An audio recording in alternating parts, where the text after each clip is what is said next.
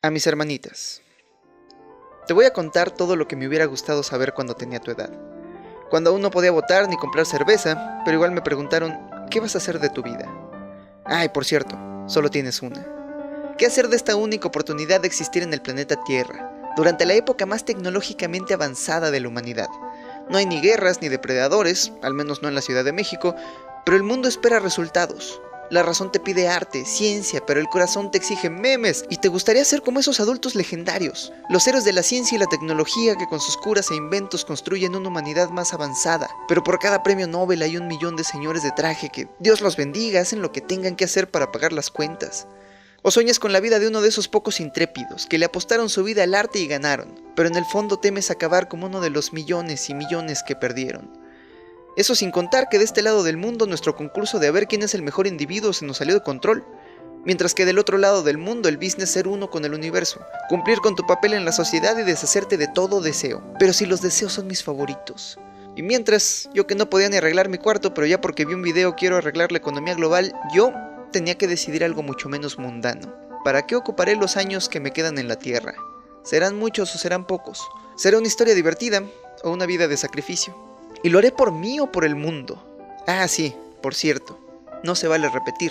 Tú tranquilo, esta es la única oportunidad de vivir una vida satisfactoria. Ni te presiones.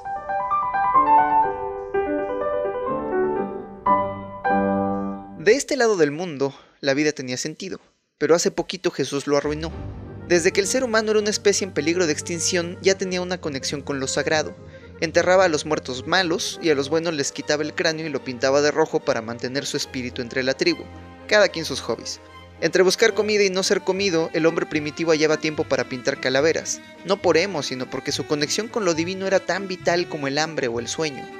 Hasta que llegó el cristianismo, que a esta conexión le dio el nombre de la Divina Trinidad y además le dio un superpoder, la verdad.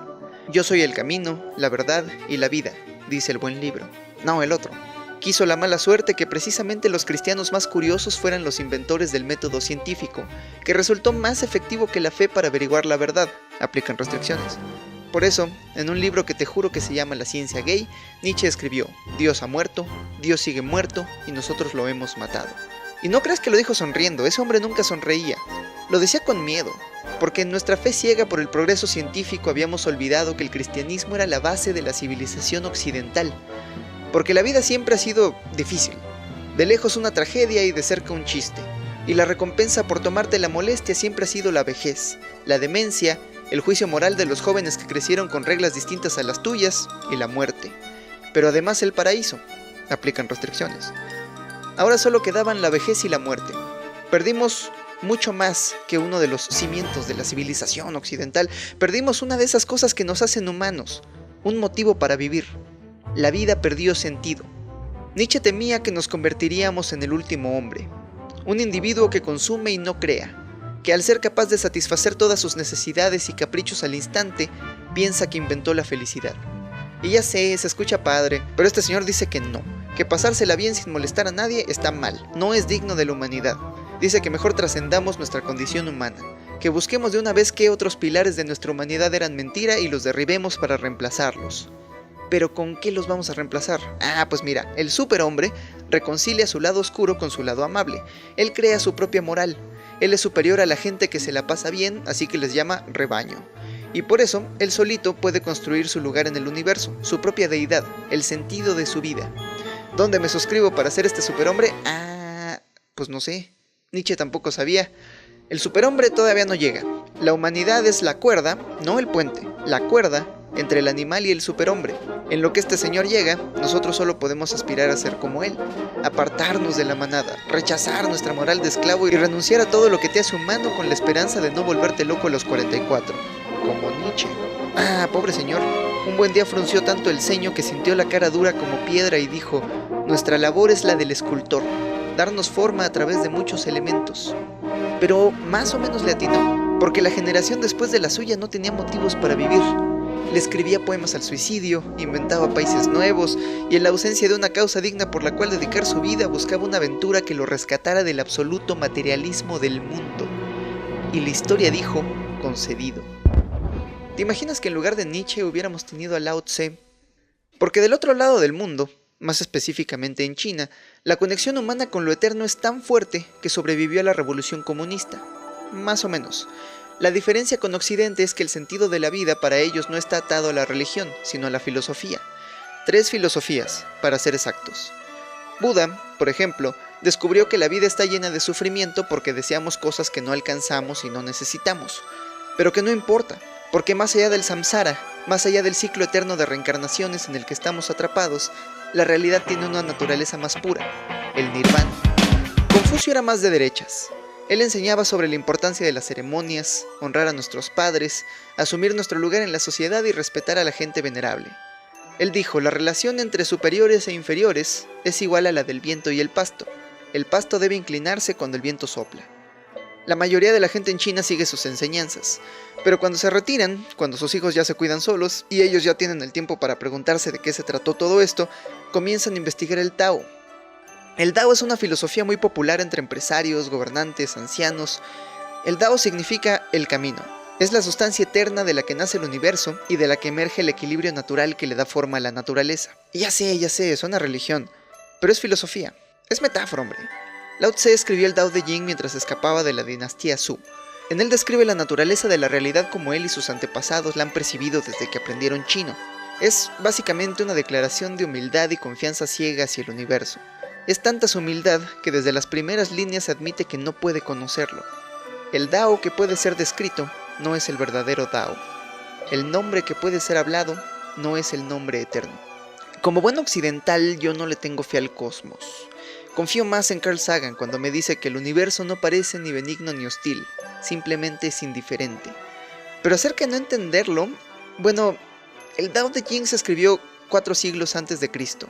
Miles de años antes de que nuestros instrumentos más precisos nos revelaran que el 95% del universo observable es algo que, pues tiene nombre, pero no sabemos qué es. Entonces creo que sí, el Tao no es el Tao.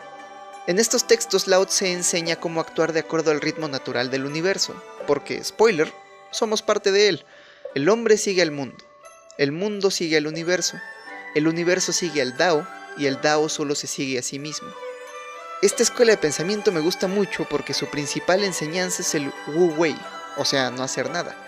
Trabaja sin esfuerzo, actúa sin hacer nada. El Tao no actúa, pero a través de él todo se hace.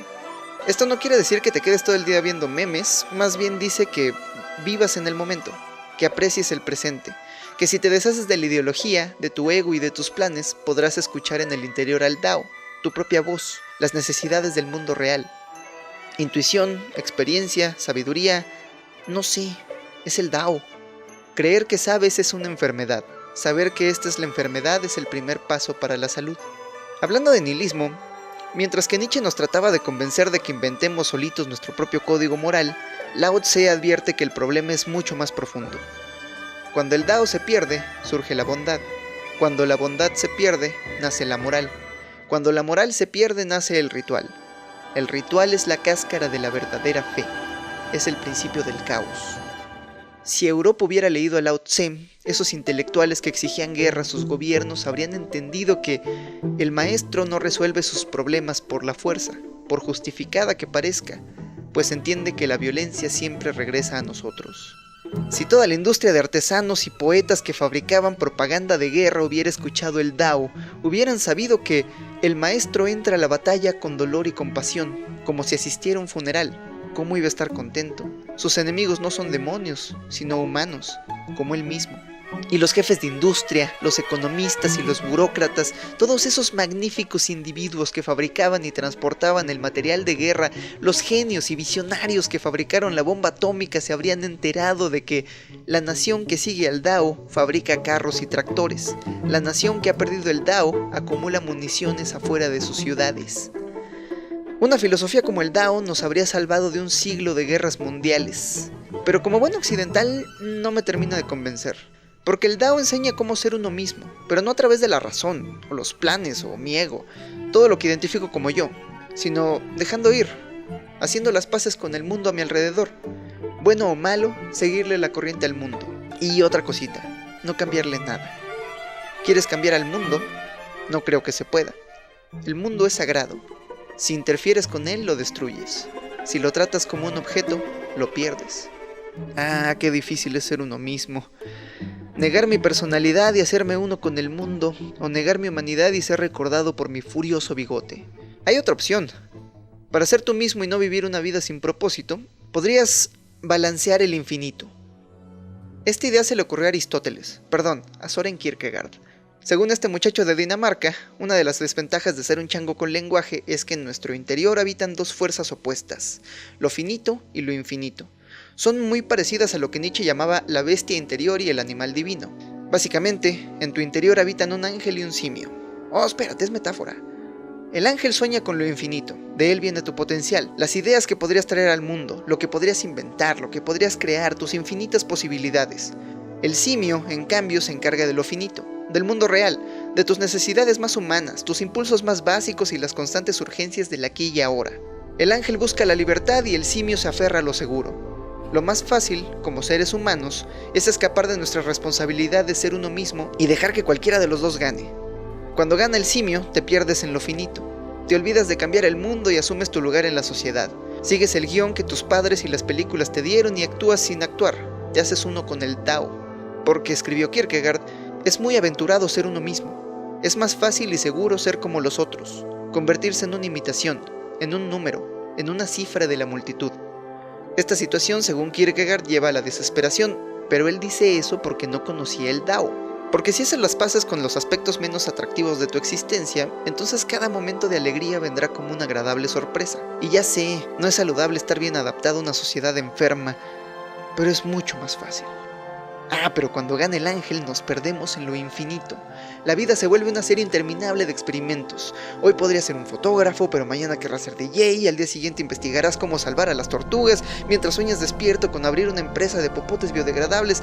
El punto es que de tanto soñar no actúas. Tu vida se convierte en una posibilidad abstracta porque tú quieres libertad, y hacer una cosa significaría no tener libertad de hacer las otras cosas. La mala noticia es que por nunca actuar, nunca logras convertirte en ti mismo. La buena noticia es que tendrás una vida interesante, y más anécdotas que el resto de tus amigos, y en tu eterna experimentación, en tu ir y venir a merced de la intuición y los sentidos, eres la encarnación misma del Wu Wei. Pero si decides que el Dao no es lo tuyo, si decides nadar contra la corriente y darle a la vida tu propio sentido, entonces tienes que ser tú mismo. Necesitas tomar una decisión. Debe haber un poco de orden en tu caos y un poco de caos en el orden para que el ángel y el simio puedan trabajar juntos. Y esa decisión, si lo piensas, es como un acto de fe. No en la buena voluntad del universo, sino fe en ti mismo. Y seamos honestos, no sabes qué vaya a pasar en el futuro. Puedes planear, puedes calcular, pero tu voluntad está condenada a actuar alrededor de la fortuna. Y esta incertidumbre provoca miedo. Corrijo, causa ansiedad. La ansiedad es distinta del miedo porque el miedo nos prepara para actuar, para correr o pelear, pero cuando sientes miedo la amenaza es clara, sabes desde dónde ataca, pero la ansiedad te paraliza. Ese pequeñito terror por lo desconocido, como dijo Rollo May, nos ataca desde todas partes. Así que no solo necesitas equilibrar el mar de impulsos contradictorios que hierve en tu interior, además tienes que lidiar con la ansiedad. ¿Cómo? ¿Medicamento? ¿Colorear mandalas? Nah. Esas son trampas del Tao. Para Kierkegaard, la ansiedad no era un mal a derrotar, sino una brújula. Aquel que mira dentro del abismo siente vértigo. La ansiedad es el vértigo de la libertad. Y esa nos encanta de este lado del mundo, ¿sí o no, raza? Ese vértigo es señal de que tú, y solo tú, eres responsable de tu propia vida. Pero ¿cómo evitar que nos paralice? Aquí Nietzsche tuvo un buen plan. Necesitas una idea organizadora. Algo así como una misión. Para ser tú mismo debes dedicarle tu vida a una causa más grande que tus miedos, que sea más importante que el cansancio y que te traiga más satisfacción que el placer. ¿Y esas dónde se consiguen? Mira, aquí es donde la mayoría de la gente te va a decir que sigas tu pasión, pero no creo que esas pasiones sean algo con lo que nacemos. Sí, hay gente que se dedica a lo que le apasiona, pero no sirve de nada decirles, oye, sigue tu pasión, ya lo están haciendo. En cambio, cuando no sabes qué hacer de tu vida, no tienes una idea organizadora y alguien te dice, sigue tu pasión, solo te hace sentir peor sobre tu falta de objetivos. Creo que el asunto está todo al revés. Mientras te dediques a algo que no te apasiona, harás otras cosas. Y una de esas cosas te va a salir bien, causará un impacto en la gente a tu alrededor y te dejará expresar un poquito de tu universo interno a través de tus obras. Entonces, para encontrar una idea unificadora, creo que tienes que dejar ganar al ángel. Por un rato nada más, experimenta, vive mucho. Si un trabajo no te gusta, mándalo a la renuncia. Pero cuando encuentres esa idea, Cuando el ángel te lleve hacia una de esas labores que cumplen con los 3 requisitos, a largo plazo no son negociables. Cuando encuentres esa idea, síguela. Practica todos los días. El único modo de ser bueno en algo es hacerlo mal muchas veces. ¿Cuántos videos llevo? Dijo Henry David Thoreau. El propósito no es ganarse la vida o conseguir un buen trabajo, sino hacer bien un determinado trabajo. Y para ello, me temo, necesitas disciplina. ¿No es curioso?